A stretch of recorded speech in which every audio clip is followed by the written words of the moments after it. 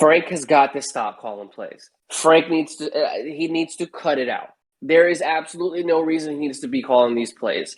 We have great weeks where we look absolutely unstoppable, like we did in San Francisco, like we did in Houston, and then you go and you face the division leader, a division rival, the team that is in your way to achieve the championship goal that every team has in mind. A must-win game, in my opinion, and Frank completely flipping butchers it. I apologize. It gets me so riled up just thinking about it because we had this game in multiple fronts. But Frank likes to outwit people. Frank and Aaron Boone really are very similar in certain ways where they have to overanalyze, overcoach, or try to do too much in scenarios they don't have to. In the sport of football, how you win, time of possession, no turnovers. We lost both of those battles. Jonathan Taylor, 16 touches. Carson Wentz threw the ball 51 times. Why does our quarterback need to throw the ball 51 times? Tell me why Carson Wentz needs to go and do that. We literally just needed to run the ball for a good portion of that second half, and we were going to score. They couldn't stop him. They could not stop him. He was averaging over 4 yards per carry. He was making the defense tired, and they were continuing to run nickel settings because we had to consistently run a spread offense because we were down for a good portion of the second half. We lost T.Y. Hilton. We lost freaking Paris Campbell last week. I mean, for God's sakes, Michael Pittman Jr. is getting 15, 20 targets a week, and he played almost every single snap because we had 4 active receivers in this game, and we lost T.Y. in the second quarter. So we were literally running Doolin, Pascal, and fucking Pittman every possible play. Exhausted. 51 attempts to Jonathan Taylor, 16. We do this every week where we forget we have the second leading rusher in the NFL in our backfield and a top 5 when healthy offensive line. But we have to outwit somebody. We have to go out there and we have to throw everything because he can out-scheme everybody. And by he, I mean Frank fucking Reich. Every week this is annoying. It's a sensitive point because it's a repetitive effect where we can be up, where we can be right there, a tie game. We just need to go down the field, drain some clock, and score. But no, you had to try to outwit Tennessee's coach and Mike Vrabel, in which you looked stupid. Again, I'm not taking any of the blame away from Carson Wentz because he had a piss-poor game in terms of turnovers. The interception in the end zone, absolutely stupid. He's been doing that shit since Philadelphia. Bro, when you get the rush, don't try to break every play off into some extended, I can save us. No, you flicked it left-handed. You got picked off at the 2, pick 6.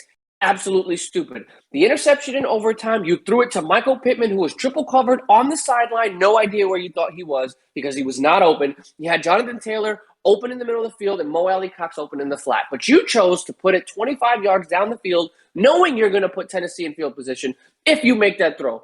Carson Wentz also is very much to blame for this loss. But I have to just look at Frank Reich because I don't know why Jonathan Taylor didn't touch the ball in overtime.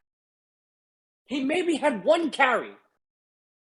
There's no reason for the dominant running back that he is, the dominant offensive line that we have, and the trademark that we've made popular over the last 2 or 3 seasons since this line's been constructed together, run the damn ball, the RTDB, and we sit there and 20 total rushing attempts.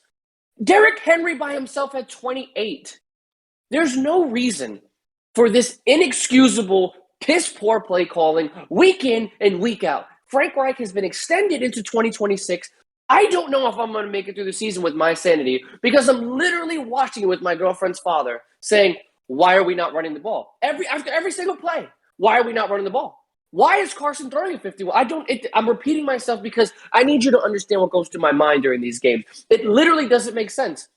If we are weak in the receiving core, our receivers are gassed. I'm not making excuses, but you're running them into the ground, trying to beat Tennessee in the air when you're literally either throwing an incompletion or you're getting picked off or damn near picked off for that matter.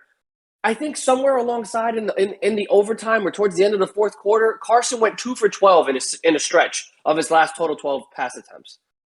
Why is Jonathan Taylor not fucking there? Is he invisible? Did he break a kneecap? Or did you just say, you know what, Mike Vrabel? I'm better than you, so I'm going to have my quarterback throw the ball 50 times because we can do that. We don't utilize Nyheim Hines the way that we should be. We just gave him an extension for not only being our special teams captain or our special teams focal point, but our third down and, our extended play calling. They just literally designed plays with Nyheim Hines at the helm of plays designed to go to him. You know how many touches he had today? He had 4. 1 rush, 3 catches. He was targeted 5 times. You're telling me the guy we just gave $20-some-odd million to is only going to get 5 touches in a situation, in a win game, a must-win game. But Carson's going to throw the ball fucking 51 times. I don't understand it. It doesn't make sense. We literally held the beast that is Derrick Henry to 68 yards. Do you guys know what 68 divided by 28 is? That is 2.4 yards per carry. The NFL's leading rusher, the guy that everybody says is impossible to stop, we did. And we let Ryan fucking Tannehill beat us. And he played very well. I'm not disrespecting Tannehill. He did everything he needed to do. On a 4th down play, he ran for 13 yards and he extended the drive. He made some great throws. He found the open receiver. A.J. Brown had a great game. No shade towards Tennessee. They deserved to win this game wholeheartedly, outside of the fact that they were penalized for 161 yards, which is just beyond me. Mike Vrabel should make all of them run. But the point of the matter is the Colts do this every week where we legitimately look at ourselves in the mirror, and I feel like we have that stupid meme where, like, it's Jaquan Phoenix, whatever the fuck his name is. Joaquin Phoenix is that funny thing where he's like pulling his face and he's putting paint on his face. We look like fucking clowns because every week, all the games we lose, we should have beat fucking LA. We should have beat the damn Ravens, and we just should have beaten the Titans. This was Carson's second chance at coming in here and saying, you know what, the first time you guys faced me, I barely had ankles. And we got embarrassed in Tennessee. You got embarrassed on your home field, and you guys should all be ashamed of yourselves. Shout out to Michael Pittman Jr. for going out there and basically playing every snap and bringing balls down he probably shouldn't have. The man is making Carson look incredible for a lot of bad throws. Now, I will give Carson credit. Our offense has expanded in terms of our ability to throw the ball down the field. He is extending the field with his arm strength. Now, some of them are underthrown. I don't know if they're strategically underthrown to get the corner to run into our receivers or if he's just genuinely throwing it up as a prayer. It doesn't make a difference because the ball is being moved down the field, whether that's Michael Pittman Jr. coming down with it or us getting a pass interference call. The ball's being moved, so I don't care how it's getting done. So I will give Carson Wentz that much credit because we do not have our entire receiving core, and we're still finding ways to legitimately end up on their side of the field. But Frank Reich, I'm talking to you.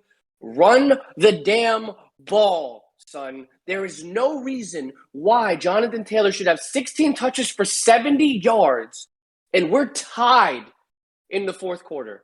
And then we're down after Carson throws that interception. He runs the ball 2 times. On that whole drive, 2 times.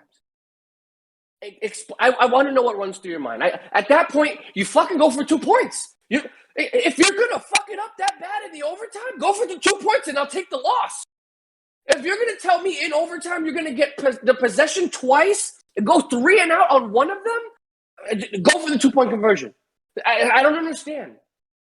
Your play calling has been absolutely atrocious in crucial points of the season. I don't give a shit how smart you are, how many years you played in the league, what quarterback whisperer you are. You are literally making us look like buffoons by not running arguably a top 5, top 10 running back in this league. You're depriving him of statistical success. And you're depriving us of fucking wins. Do your job. Get your head out of your ass. And let's go play some football because now we are 3 games behind Tennessee with basically no chance of coming back unless they go on a damn 7-game skid. I'm done. I'm literally fucking I'm pissed off, and it's atrocious. There's no reason we should have lost this game.